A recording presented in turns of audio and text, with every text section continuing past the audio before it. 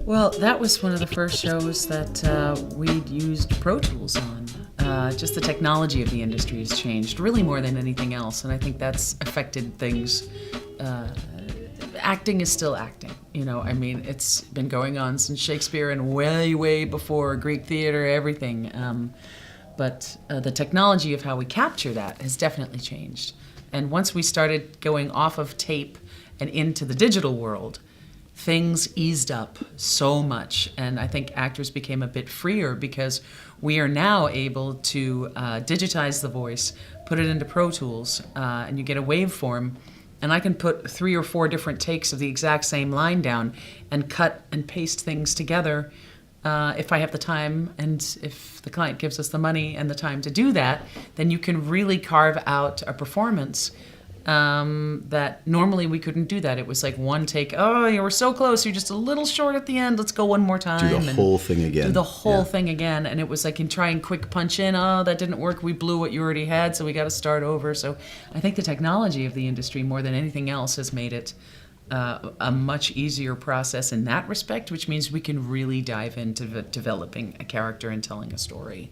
Yeah, but the other side of that is that the expectation for speed has multiplied exponentially. Yes. So they expect us to get a lot more done in a session in a much more expeditious fashion. Yes. And also the audition process has changed considerably, because it used to be that we would get 5 days to possibly a week to get an audition done, to go to our agency. They would load it onto tape, and then they have to mail it somewhere or courier it somewhere.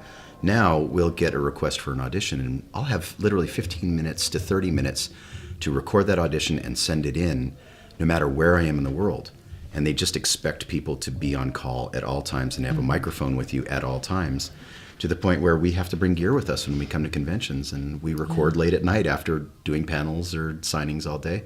It's a great problem that people want us to do that, but if we don't get that in when they require us to get that audition in, the 500 other people that are auditioning for it, somebody's going to get it, and we will be out of that loop. So I think we've all also gotten a very good appreciation of what a great engineer can do for a project. And these are the unsung heroes of our industry, or the engineers, the writers and the creators, and amazing. But when you get a great engineer, your day just got 20 times better. Yeah. Because you get a slow one, and it's like you can't get the loop count up, you can't get the line count up, and it's just technical problems, this, that. But, I think the key, the heart of all of it really, or actually probably the circulatory system of the entire process, is a great engineer. Well, that can affect an actor's performance, too.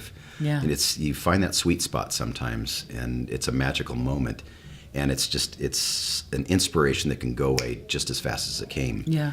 And if there's a technical glitch that shuts down the whole room for 10 or 15 minutes, that moment could be gone, and it may be impossible to reproduce that. So if you do have a good engineer, like Mary's working with this guy now who's amazing. Oh, Jordan. You almost never miss those moments anymore. And so that's different. And it's screaming too. If somebody isn't like, and I'll prep an engineer too, is like, it's going to be loud. And if they're not listening, if they're just focused in on, now because things have gotten so digitized, people stop listening, and they're just looking at sound with their eyes instead of with their ears. And this is like, you have to listen. Listening is the key to all of this. And if we blow these screams, these big emotional, like, no, and you get it, and you get that moment, and it's crushed, or it's crunchy, it's too loud, it's been compressed too much, and we can't use it. It's like, okay, we gotta go again. But again, that lightning moment of genius is maybe not as beautiful as it was. They'll recreate it, but it may not. We may have lost that inspiration in that moment. It's like, okay, Steve, I know you're bleeding from the throat, but do it again 16 more times. One of those will be good. Yeah. Yeah. People come up and they say, have you seen this show? I'm like, I've never heard of this show. What is it? And there's so much happening right now, which is really wonderful. It's kind of a renaissance time, thanks to Netflix and Amazon and